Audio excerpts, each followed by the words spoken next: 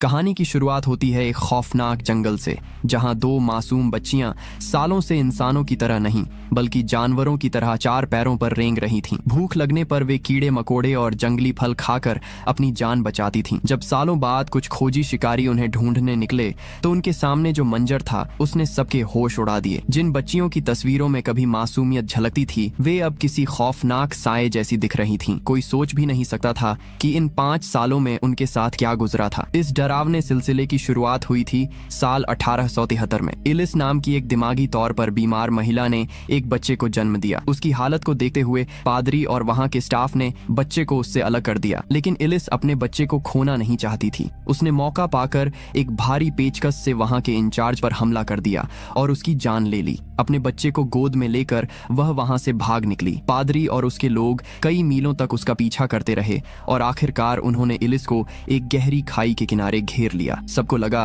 कि अब वह पकड़ी जाएगी, लेकिन इलिस ने बिना सोचे समझे अपने बच्चे के साथ उस गहरी खाई में छलांग लगा दी। नदी के तेज बहाव में इलिस की तो मौत हो गई, लेकिन उसका बच्चा एक पेड़ की डालियों में फंस गया। जब 6 महीने बाद रेस्क्यू टीम वहां पहुंची तो उन्हें सिर्फ उस बच्चे का कंकाल मिला। वह भूख से तड़प तड़प कर मर चुका था। ममता की तड़प और इस दर्द ने इलिस को एक खूंखार आत्मा बना दिया जो भटकते हुए हर जगह अपने मरे हुए बच्चे को ढूंढने लगी। वक्त बदला और कहानी आ पहुंची साल 2008 में। एक बिजनेसमैन का पूरा कारोबार तबाह हो गया। गुस्से और हताशा में उसने अपनी पत्नी की गोली मारकर हत्या कर दी। पुलिस से बचने के लिए वह अपनी 2 बेटियों को लेकर जंगल के एक सुनसान और पुराने केबिन में छिप गया। दिन बीते गए लेकिन उसका दर्द और पछतावा कम नहीं हुआ। अपनी पुरानी रईसी और कामयाबी को याद करके वह अंदर ही अंदर घुट रहा था। आखिरकार उसने एक खौफनाक फैसला लिया। उसने अपनी बड़ी बेटी लिली से कहा कि देखो बाहर रास्ते पर क्या है। जैसे ही मासूम लिली ने बाहर देखना शुरू किया, पिता ने रोते हुए अपनी पिस्तौल निकाली और बेटी के सिर पर तान दी। लेकिन इससे पहले कि वह ट्रिगर दबा पाता,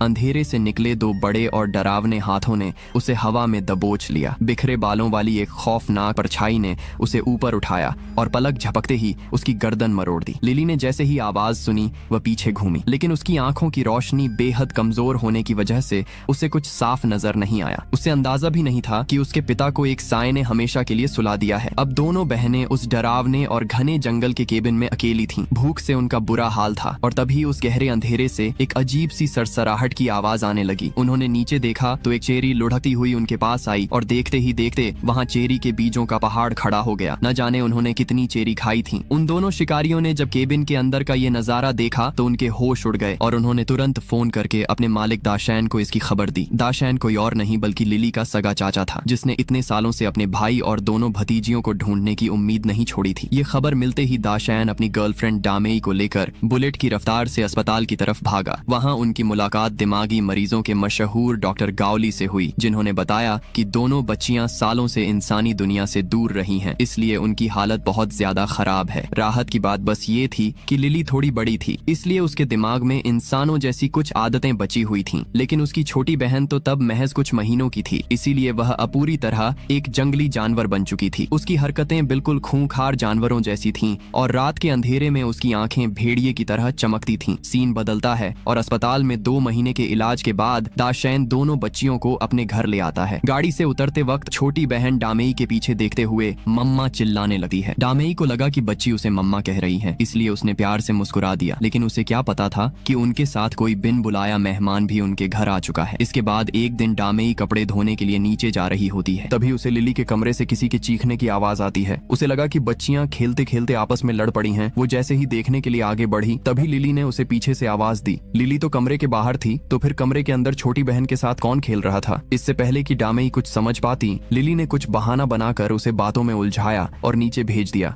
देखते ही देखते रात हो गई और डामेई कमरे में बैठकर गिटार बजाने लगी, क्योंकि वो एक रॉक बैंड की लीड सिंगर थी और इन बच्चियों की देखभाल के चक्कर में उसकी प्रैक्टिस पूरी तरह छूट चुकी थी। तभी अचानक कमरे की लाइटें टिमटिमाने लगीं और म्यूजिक सिस्टम से अजीब अजीब आवाजें आने लगीं। डामेई जैसे ही उसे ठीक करने के लिए आगे बढ़ी, पूरे कमरे की बत्ती गुल हो गई और अचानक छोटी बहन भूत की तरह उसके सामने आ खड़ी हुई, जिससे डामेई की जान हलक में आ गई। डामेई को लगने लगा कि ये बच्चियां कभी नॉर्मल जिंदगी नहीं जी पाएंगी, इसलिए वो काम से लौटे दाशैन के सामने अपना दर्द बयां करने लगी। दाशैन ने उसे गले लगाया और दिलासा दिया कि सब ठीक हो जाएगा और इसके बाद दोनों रोमांस में डूब गए। लेकिन तभी डामेई की नजर दरवाजे दरवाजे पर खड़ी एक खौफनाक काली परछाई पर पड़ी। वो डर के मारे चीख उठी और उसने दाशैन को पीछे धकेलते हुए कहा कि वहाँ कोई खड़ा है। दाशैन को लगा कि शायद लिली या उसकी बहन होगी, इसलिए वो तुरंत उनके कमरे की तरफ बढ़ा और जैसे ही उसने दरवाजा खोलने के लिए हाथ बढ़ाया तभी अचानक जोर से एक आवाज हुई जिसने दाशैन को डरा कर रख दिया। उसे लगा कि उसकी दोनों भतीजियां उसके साथ कोई मजाक कर रही हैं, लेकिन जैसे ही उसने दरवाजा खोला तो देखा कि दोनों बेडरूम में गहरी नींद में सो रही थीं और अपनी जगह से हिली तक नहीं थीं। उधर डामेई को पूरा यकीन था कि उसने किसी न किसी को देखा है, इसलिए उसने दाशैन को एक हथौड़ी थमाई और नीचे जाकर चेक करने को कहा। दाशैन जैसे ही सीढ़ियों के पास पहुंचा, कुछ पतंगे उसकी आंखों के सामने से फड़फड़ाते हुए गुजरे। उन पतंगों का पीछा करते हुए जब उसकी नजर सामने की दीवार पर पड़ी तो उसने देखा कि वहां एक अजीब सा छेद बना हुआ था जिसके चारों तरफ इंसानी नसों की तरह नीली दरारें उभरी हुई थीं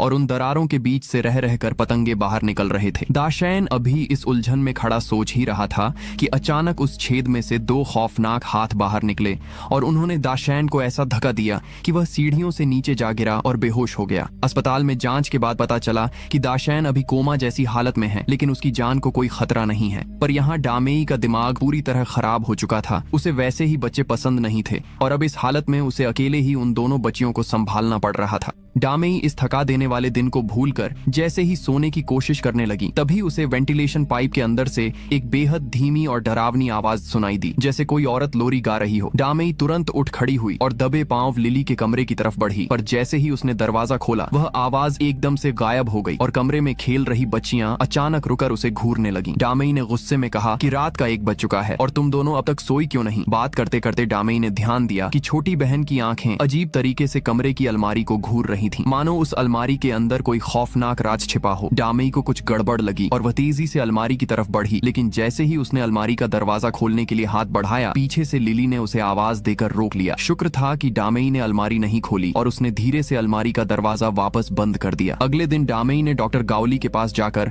रात की उस डरावनी लोरी का जिक्र किया। डॉक्टर ने उसकी बात सुनकर लिली का एक पुराना वीडियो दिखाया जिसमें वह खुद गाना गा रही थी और कहा कि हो सकता है यह आवाज लिली की ही हो, लेकिन डामेई को पूरा यकीन था कि वह आवाज किसी बच्चे की तो बिल्कुल नहीं थी। डामेई के कहने पर डॉक्टर गावली उसके साथ घर की जांच करने पहुंचे। जब डॉक्टर बच्चियों के कमरे का मुआयना कर रहे थे तो उन्हें बिस्तर पर कपड़ों से बनी एक बेहद अजीब और डरावनी गुड़िया दिखाई दी। डामेई ने बताया कि यह गुड़िया इन बच्चियों ने खुद बनाई है, लेकिन डॉक्टर को अचानक लिली के साथ की गई अपनी वो पुरानी बातचीत याद आ गई जिसे उन्होंने रिकॉर्ड किया था। उस वीडियो में लिली साफ कह रही थी कि यह गुड़िया उन्हें उनकी मम्मा ने बनाकर दी है और पूरी बातचीत के दौरान लिली की आंखें लगातार कमरे के ऊपर दाहिने कोने की तरफ टिकी हुई थीं। दोबारा उस वीडियो को देखकर डॉक्टर की रीढ़ में सिहरन दौड़ गई और उन्हें लिली की सुनाई वो कहानी याद आने लगी जो उसने बहुत पहले बताई थी कि बहुत समय पहले पागल खाने से एक औरत भाग निकली थी और अपने बच्चे को सीने से लगाए उसने गहरी खाई में मौत की छलांग लगा दी थी। डॉक्टर ने जब लिली से पूछा कि तुम्हें यह सब कैसे पता, तो लिली का जवाब था कि यह सब उसे उसकी मम्मा ने सपनों के जरिए बताया है। डॉक्टर गावली को भी अब लिली की बातों पर यकीन होने लगा था, क्योंकि वह अच्छी तरह जानते थे कि बिना किसी बड़े के सहारे के एक महज 3 साल की बच्ची अपनी छोटी बहन को लेकर 5 सालों तक जंगली जानवरों के बीच जिंदा नहीं रह सकती। इसी सच का पता लगाने डॉक्टर तुरंत शहर के सरकारी आर्काइव दफ्तर पहुंचे। वहां जब उन्होंने मानसिक अस्पताल के पुराने रिकॉर्ड्स खंगाले तो उन्हें ठीक वैसा ही एक मामला मिल गया जैसा लिली ने बताया था, लेकिन डॉक्टर के होश तब उड़ गए जब उन्हें पता चला कि इस खौफनाक घटना को बीते 135 साल से भी ज्यादा का वक्त हो चुका है।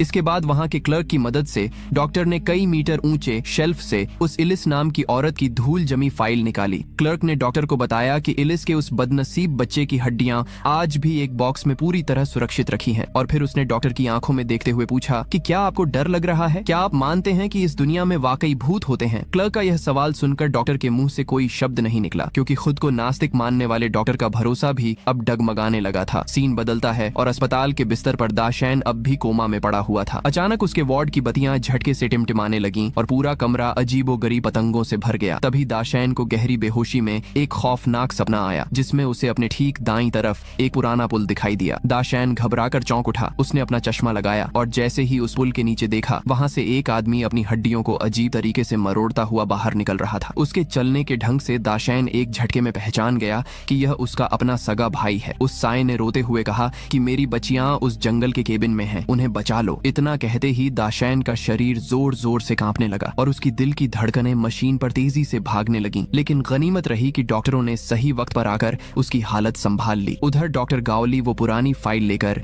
सीधे लिली के घर पहुंचे और सम्मोहन यानी हिप्नोटिज्म के जरिए लिली को शांत करके उसकी मम्मा के बारे में पूछने लगे। शुरुआत के कुछ सवालों का जवाब लिली ने बेहद आसानी से दे दिया, लेकिन जैसे ही डॉक्टर ने पूछा कि तुम्हारी मम्मा इस वक्त कहाँ है, लिली एकदम खामोश हो गई और उसने कह दिया कि उसे नहीं मालूम। डॉक्टर को पूरा शक था कि लिली सच छुपा रही है, इसलिए उन्होंने अपने बैग से निकालकर एलिस की वो पुरानी तस्वीर लिली के सामने रख दी। तस्वीर देखते ही कमरे के सन्नाटे को चीरती हुई किसी तीसरे की भयानक आवाज गूंज उठी। डॉक्टर ने जैसे ही चौंक कर पीछे देखा, कमरे की दीवार तेजी से काली पड़ने लगी और उसमें एक गहरा खौफनाक छेद उभर आया। इस मंजर ने डॉक्टर की रूह खपा दी और वह उल्टे पांव डामेई के घर से भागकर बाहर अपनी कार में आ बैठे। लेकिन जैसे ही उन्होंने गाड़ी स्टार्ट करने के लिए ऊपर देखा, घर की ऊपरी खिड़की पर एक काली परछाई खड़ी होकर सीधे उन्हीं को घूर रही थी। जो डॉक्टर कभी भूत प्रेत की बातों पर यकीन नहीं करता था, आज उसे भी यह मानने पर मजबूर होना पड़ा कि इस दुनिया में विज्ञान से परे भी कोई खौफनाक ताकत मौजूद है। अब भूत का पुख्ता सबूत ढूंढने के लिए डॉक्टर उसी घने जंगल में उस पुरानी झोपड़ी को तलाशने निकल पड़ा। ढूंढते ढूंढते रात का गहरा अंधेरा छा गया और तभी वह डरावना केबिन धुंध के बीच डॉक्टर के सामने आ खड़ा हुआ। दरवाजे पर लगे पीले रंग के सरकारी क्राइम सीन वाले टेप को फाड़कर डॉक्टर हिम्मत जुटाकर अंदर दाखिल हुआ। वह घर के अंदर घूम ही रहा था कि अचानक उसकी नजर दीवार पर बने एक बेहद जाने पहचाने छेद पर पड़ी, जिसमें से लगातार खून बह रहा था और काले पतंगे बाहर आ रहे थे। डॉक्टर ने जैसे ही उसे छूने के लिए हाथ बढ़ाया, एक रूह खपा देने वाली चीख ने उसे पीछे धकेल दिया। डॉक्टर ने चिल्लाकर कहा कि मैं तुम्हारा इतिहास जानता हूँ एलिस, उन दोनों बच्चियों का पीछा छोड़ दो। लेकिन एलिस की नफरत और गुस्सा इतना ज्यादा था कि उसकी सिर्फ एक भयानक आवाज से ही डॉक्टर की टॉर्च की बैटरी शॉर्ट हो गई और रोशनी गुल हो गई। डॉक्टर ने घबराकर तुरंत अपना कैमरा निकाला और उसके फ्लैश की चमक में एलिस को ढूंढने की कोशिश करने लगा। घर के अंदर 2-3 बार फोटो खींचने के बाद आखिरकार फ्लैश की रोशनी में एलिस का खौफनाक चेहरा नजर आया, जो दरवाजे के फ्रेम पर उल्टी लटकी हुई थी। लेकिन उसे ढूंढने का कोई फायदा नहीं हुआ, क्योंकि डॉक्टर कोई ओझा या पादरी नहीं था जो उसे भगा पाता। एलिस को उसका कोई डर नहीं था। वह पलक झपकते ही हवा की रफ्तार से आगे बढ़ी और डॉक्टर का गला दबोचकर उसकी गर्दन मरोड़ दी। ठीक उसी वक्त दूसरी तरफ डामेई ने एक बेहद खौफनाक सपना देखा। उसने सपने में देखा कि एक पागल औरत हाथ में एक बड़ी नुकीली कील लेकर एक बूढ़े आदमी के सीने में बेरहमी से घोंप देती है और उसकी जान ले लेती है। फिर वही औरत अपने बच्चे को छाती से चिपकाकर दर्जनों लोगों के सामने 100 मीटर ऊंची खाई से छलांग लगा देती है। डामेई इस भयानक मंजर को देखकर चीखते हुए सोकर उठी तो उसने देखा कि लिली न जाने कब से उसके बिस्तर के पास खड़ी होकर लगातार बेड के नीचे घूर रही थी। डामेई ने घबराकर पूछा कि लिली नीचे क्या है, लेकिन लिली बिना कुछ बोले बस नीचे देखती रही और तभी बेड के नीचे से एक डरावना साया रेंगता हुआ ऊपर आया और डामेई के चेहरे के पास आकर अजीब आवाजें निकालने लगा। डामेई झटके से उठ बैठी और तब उसे एहसास हुआ कि यह भी एक सपना था। इस भयानक डरावने सपने के बाद डामेई की आंखों से नींद गायब हो चुकी थी। तभी उसकी नजर लिविंग रूम के सोफे पर पड़ी, जहां कुछ कागजात छूटे हुए थे जो डॉक्टर जल्दबाजी में भागते वक्त भूल गया था। जब डामेई ने उन फाइलों को खोलकर पढ़ा तो उसके पैरों तले जमीन खिसक गई। उसे पता चला कि लिली जिस मम्मा की बात करती है वह कोई इंसान नहीं बल्कि 100 साल पहले मर चुकी एक औरत की आत्मा है। उस फाइल में एलिस का डरावना चेहरा देखकर डामेई के पूरे शरीर में एक सिहरन दौड़ गई। इस रहस्य की तह तक जाने के लिए डामेई तुरंत डॉक्टर के ऑफिस पहुंची, लेकिन वहां के स्टाफ ने बताया कि डॉक्टर पिछले कई दिनों से लापता हैं और उनका कोई अता पता नहीं है। मौका पाकर डामेई ने चुपके से एलिस की बची हुई फाइलें और डॉक्टर का लैपटॉप अपने बैग में छिपा लिया और वहां से निकल गई। उधर अस्पताल में ठीक हो रहा दाशैन उस खौफनाक सपने को भूल नहीं पा रहा था, इसलिए उसने कागज और पेन उठाकर उस पूरे मंजर का एक स्केच बना डाला। तभी अचानक उसकी नजर अपने बैग में रखी एक पुरानी मैप पर पड़ी, जिसके साथ कुछ तस्वीरें भी चिपकी हुई थीं। ये तस्वीरें उसने तब खींची थीं जब वह सालों पहले अपने भाई को ढूंढने जंगल गया था। दाशैन ने ध्यान से देखा तो दंग रह गया, क्योंकि उनमें से एक तस्वीर का नजारा बिल्कुल वैसा ही था जैसा उसने अपने सपने में देखा था। बिना एक पल गंवाए दाशैन अस्पताल से भागा और सीधे अपनी कार लेकर उस जगह के लिए निकल पड़ा। दूसरी तरफ डामेई घर पर डॉक्टर की छोड़ी हुई फाइलों को खंगाल रही थी। उसे डॉक्टर गावली और लिली की बातचीत का वो वीडियो मिला जिसमें लिली बता रही थी कि मम्मा अपने बच्चे को लेकर खाई में कूद गई थी, लेकिन नदी में गिरने के बाद उनका बच्चा उनसे अलग हो गया। तब से मम्मा उस घने जंगल में अपने बच्चे बच्चे को ढूंढ रही थीं और ढूंढते ढूंढते वो उस पुराने केबिन में हम दोनों बहनों के पास आ पहुंची। इसके बाद डामेई ने डॉक्टर के लैपटॉप में एक फोल्डर खोला, जिससे उसे एक और चौंकाने वाला सच पता चला कि जब इलिस ने खाई में छलांग लगाई थी तो उसका बच्चा उसकी गोद से छिटक कर पहाड़ी पर उगे एक टेढ़े पेड़ की डालियों में फंस गया था। पुलिस को उस बच्चे का कंकाल मिला था, जिसे सालों तक शिनाख्त के लिए रखा गया और बाद में क्लर्क ने उसे डॉक्टर को सौंप दिया था। यानी वो हड्डियां अब उसी बॉक्स में थीं जो इस वक्त डामेई के ठीक सामने टेबल पर रखा हुआ था। डामेई अभी इस खौफनाक हकीकत को समझ ही रही थी कि अचानक घर के अंदर इलिस की रूह मंडराने लगी। उसने अपनी दोनों बाहें फैला दी और छोटी बहन को अपने गले लगाने के लिए पास बुलाने लगी। लिली ने जैसे ही यह मंजर देखा, वह समझ गई कि उसकी मम्मा कोई इंसान नहीं बल्कि एक खतरनाक साया है। लिली ने अपनी छोटी बहन को रोका और उसे समझाने की कोशिश की, जिससे छोटी बहन के कदम वहीं रुक गए। अपनी ही बच्ची को खुद से दूर होता देख इलिस का गुस्सा 7वें आसमान पर पहुंच गया और वह चीखते चिल्लाते हुए उनकी तरफ झपटी। दोनों बहनें जान बचाकर भागते हुए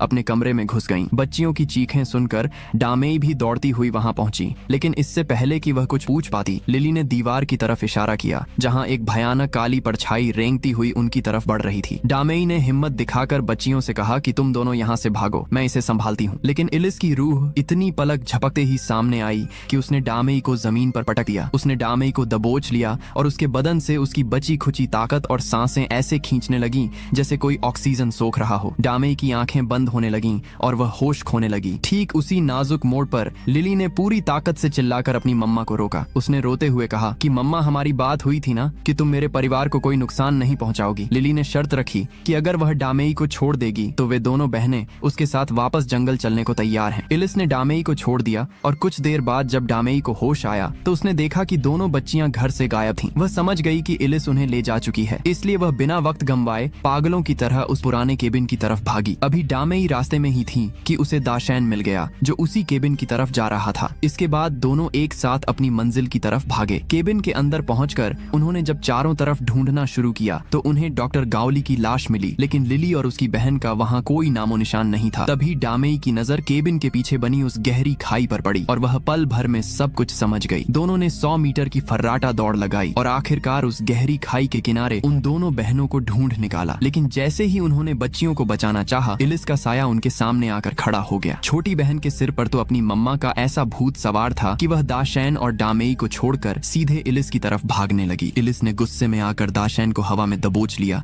और उसका गला घोंटने लगी। दाशैन को मरता देख डामेई ने तुरंत अपने बैग से वो पोटली निकाली जिसमें इलिस के सगे बच्चे का कंकाल था। अपनी औलाद की हड्डियों को देखते ही इलिस की रूह कांप उठी। उसने झपट कर वो पोटली डामेई के हाथ से छीन ली। अपने बच्चे के कंकाल को सीने से लगाते ही इलिस का सारा गुस्सा गायब हो गया और वह उस भयानक चुड़ैल से एक बेहद मासूम और ममता से भरी माँ के रूप में बदल गई। ऐसा लगा कि अब उसकी आत्मा को शांति मिल चुकी है और वह हमेशा के लिए इस दुनिया को छोड़कर जाने वाली है। लेकिन तभी पीछे खड़ी छोटी बहन ने उसे मम्मा कहकर पुकारा। उस आवाज को सुनते ही इलिस के अंदर की ममता फिर से एक जिद्दी और खौफनाक साए में बदल गई। उसने गुस्से में दहाड़ते हुए अपने ही सगे बच्चे की हड्डियों को खाई में फेंक दिया और पलक झपकते ही दाशैन के पास पहुंचकर अपनी नुकीली उंगलियों से उसके सीने को चीर दिया। वह दोनों बहनों को लेकर खाई की तरफ बढ़ने लगी। इस नाजुक मोड़ पर डामेई के अंदर की ममता और माँ का रूप जाग उठा, जिसने इन बच्चियों को दिल से अपनी औलाद मान लिया था और वह उन्हें किसी भी कीमत पर खोना नहीं चाहती थी। डामेई ने अपनी जान की परवाह न करते हुए लिली का हाथ पकड़ लिया और पूरी ताकत से उसे अपनी तरफ खींचने लगी। डामेई की इस जिद और बेइंतहा प्यार के आगे इलिस को घुटने टेकने पड़े। उसने लिली का हाथ छोड़ दिया और छोटी बहन को अपनी गोद में समेटकर उस गहरी खाई में छलांग लगा दी। नीचे गिरते ही वे दोनों अनगिनत खूबसूरत नीली तितलियों में बदल गए और हवा में गायब हो गए। ऊपर पहाड़ी के किनारे पर बचे दाशैन, डामेई और लिली ने एक दूसरे को कसकर गले लगा लिया और इसी इमोशनल सीन के साथ यह खौफनाक कहानी यहीं खत्म हो जाती है।